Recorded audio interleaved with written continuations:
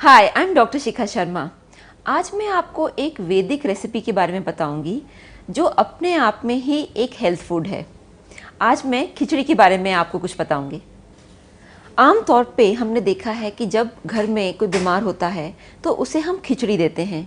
यहाँ तक कि हॉस्पिटल्स में भी डॉक्टर्स एडवाइस करते हैं कि अगर कोई सर्जरी हुई हो या कोई पेशेंट हो तो उसको डाइट में खिचड़ी भी देनी चाहिए। क्या कारण है कि खिचड़ी इतनी पॉपुलर है? एक्चुअली खिचड़ी एक वैदिक रेसिपी है, यानी आयुर्वेद के समय से ये बहुत पॉपुलर है। और इसका कारण है कि जो खिचड़ी के जो इंग्रेडिएंट्स हैं, जैसे चावल है, दाल है और हर्ब्स हैं, इन सब में मेडिसिनल क्वालिटी है।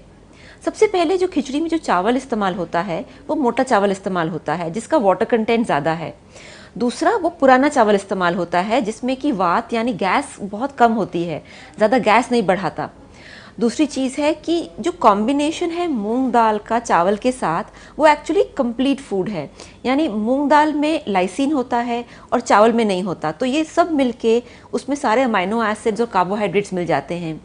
साथ ही खिचड़ी के अंदर ट्रेडिशनली थोड़ा घी डाला जाता है और उसका ये कारण है कि जब कोई बीमार होता है तो उसका वाता यानी उसका एयर डिसऑर्डर हो जाता है। सर्जरी के बाद भी वाता बढ़ जाता है जिसकी वजह से वुंड्स ठीक से हील नहीं होते, तो उसमें वाता कम करने के लिए थोड़ा सा घी बहुत ज़रूरी होता है हमें लेना। साथ ही इसमें होता है भुना ज़ीरा, और भुना ज़ीरा हम जानते ही हैं कि भुना ज़ीरा से जो गैस है वो कम होती है और डाइजेशन बढ़ता है।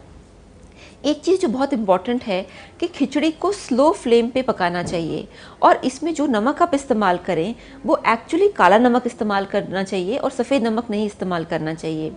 दूसरी चीज़ जो बहुत इम्पॉर्टेंट है कि जो खिचड़ी है उसको कई कॉम्बिनेशंस में खाया जाता है, यानी खिचड़ी आप दही के साथ खा सकते हैं या खिचड़ी में थोड़ा सा आप नींबू डाल के खा सकते हैं।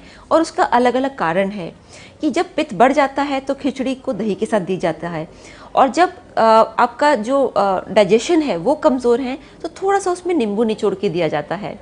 तो खिचड़ी एक्चुअली अपने आप में एक बहुत अच्छा हीलिंग फूड है। अगर आप इसको सही तरीके से बनाएं तो आपको भी इसका जो बेनिफिट है, हेल्थ बेनिफिट महसूस होगा।